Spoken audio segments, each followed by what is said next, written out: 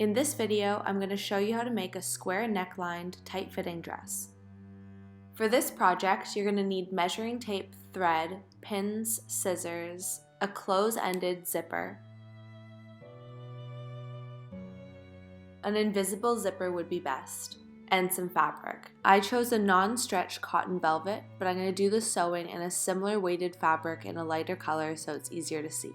We're going to start by placing a dress down and really loosely cutting 2 rectangles based on its width and length.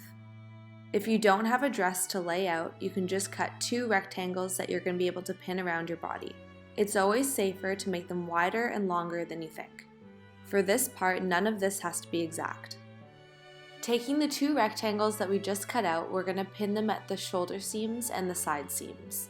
This pinning is going to be very rough and we'll make adjustments later. If you don't have a mannequin, you can do this pinning on yourself. It's just going to be quite a bit more difficult. You can also use someone else and hopefully pin it on them. We're then going to cut the neckline of the dress, which is going to be square, and again we can make adjustments to this later. It's better at this point to cut less than more. And keep in mind there's a 1 cm seam allowance, so it's going to be 1 cm bigger than it looks now. As shown in the diagram, this dress is going to have 2 cutout lines in the front. This will help the non-stretch fabric give us a tighter fit. You can either create these lines by pinning them first, as shown here,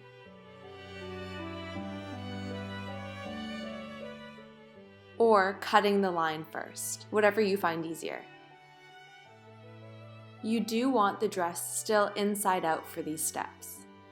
So I'm going to show you one side where you cut it and then pin it, and then one side where you just pin it.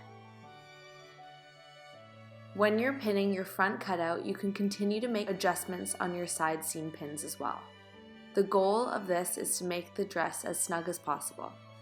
Also remember you'll be taking in some fabric from the back as well. You're going to continue to adjust your pins until you like the fit of the dress. Again, this can be done on yourself, it's just a little trickier. You also want to make sure that you're leaving a good sized opening for your armholes. As for the back, we're just going to pin 1 center seam, which is where we're going to put our zipper.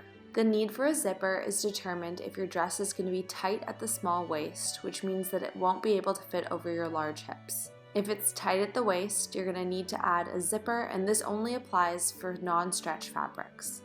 You can then use your measuring tape to determine the middle of the dress, and you can mark pins or just cut it straight away. It's probably safer to put pins and then cut your back center. As for determining the placement of the zipper, the bottom needs to hit the large hips, and then the top of the zipper needs to be the top of the dress. You can then pin your back seam and put pins to mark out where you're going to place your zipper, while continuing to make adjustments on your side seams. You can then cut your back neckline to whatever shape you like, making sure the top of the zipper hits the neckline and the pin that you placed at the large hip. At this point, you can continue trimming away extra fabric and adjusting your pins. I always like to leave a little extra fabric just in case before I try it on.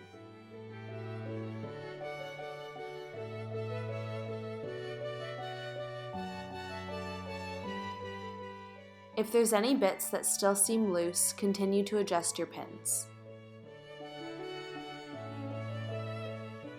If you are making adjustments on your mannequin, you can now take the dress off and try it on yourself. As you can see, all the pinning can be done without a mannequin, it's just a little harder. And it does make a difference to have someone there to help.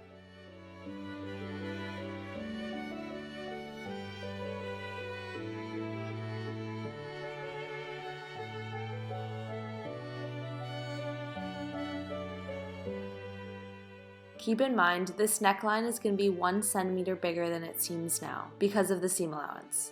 And if you like the way it fits, you're ready to move on to the next step. With your dress now on the table, it's easier to make sure that your pins are placed evenly. You want to make sure that all your pins are placed in a smooth line, and you can use your measuring tape to make sure that all of them are placed to the same distance. You then want to trim away all the excess fabric, making sure that there's just 1 centimeter seam allowance on all of your seams. If you decided to just pin the seams rather than cut them and pin them as shown before, at this stage you'll need to open those seams up and leave 1 centimeter seam allowance on either side. Now unpin all of your pieces and line up the mirror image pieces to make sure that they're the same size. This will be your 2 front side pieces and your 2 back pieces. With all pieces now trimmed to be the same size with smooth edges and 1 cm seam allowance, we're ready to trace our facing. So these are all the 3 pieces of the pattern you should have. You can use the same fabric as used for the outside of the dress. I'm just using a different fabric so you can see the difference. You're then going to trace roughly 10 centimeters around the neckline of all 3 of those pieces.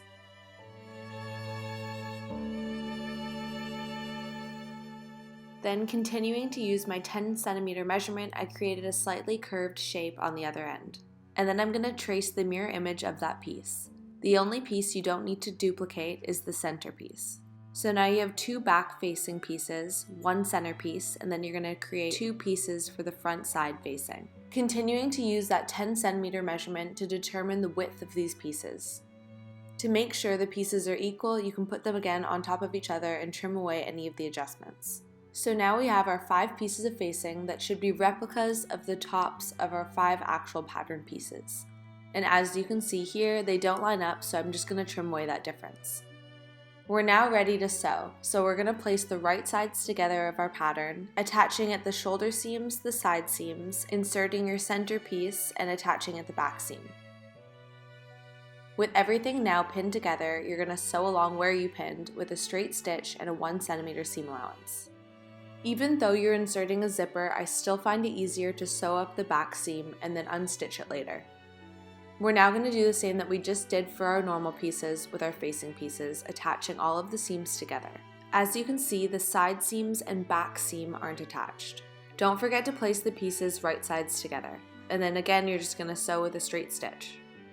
The last pattern piece are the arms, and I always like to use a t-shirt that I like the fit of to trace a rough shape for the arms. Leaving a 1 centimeter seam allowance and really making sure that you're creating the arc at the top of the sleeve, and you're going to cut 2 of those. Before sewing the pieces right sides together, it's nice to place pins and try them on before you sew. Once you try them on, you can sew those seams with a straight stitch. We're now going to attach our facing to our main dress. So placing right sides together, we're going to align all the seams and pin it together. Because they're replicas of each other, these pieces should fit perfectly together. The back facing piece should overlap the back seam by 1 centimeter because of the seam allowance. You're going to leave that 1 centimeter for now.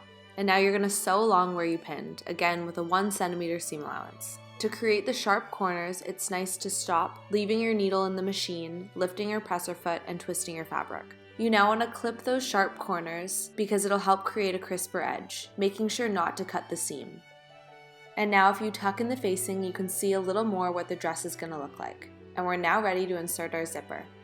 So flipping your dress inside out, you're going to place your zipper right side down into the seam allowance of the back seam. It sometimes helps to put a little stitch at the top of the zipper so that your pieces don't move around. So placing right side onto the seam allowance, and then you're going to flip your facing and attach it also to the zipper. So it's right side of the zipper into the seam allowance and right side of the facing onto the back of the zipper. And then you're going to continue to pin the zipper into the seam allowance all the way to the bottom. I didn't have a closed zipper, but the one that you should be using shouldn't be able to open at the bottom like mine is. And then you're going to pin the other side of the zipper into the seam allowance as well, again including attaching the facing. This part can be a little confusing, but when you flip the facing right side out, it should look how mine does. And if you got it wrong, just repin it until it looks like this. And then you're going to sew along where you pinned. It'll be easier to sew with your zipper open, and it really helps to use a zipper foot. So as you can see, I'm sewing it with my zipper open and with my zipper foot. And once you're all done, you can now unstitch your back seam and the stitch that you might have made at the top of the zipper. This is all just to make sure that the zipper aligns evenly and is in place. To hide the zipper a little more, it might be easier to go over that stitch now that everything is unstitched to make it a little closer to the zipper. You can also re-stitch the top bit if you didn't get close enough sewing it the first time around. All these stitches will just help the zipper be a little more invisible.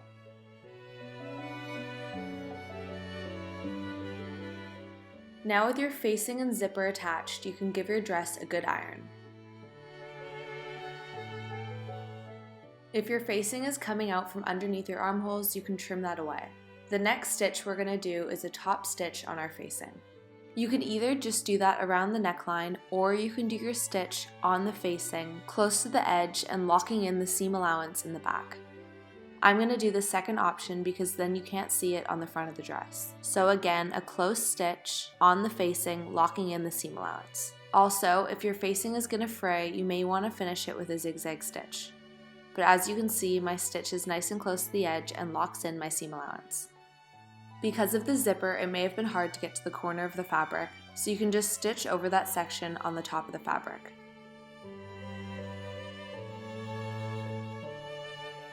After your top stitch, ironing your fabric again, your edges should be a lot crisper.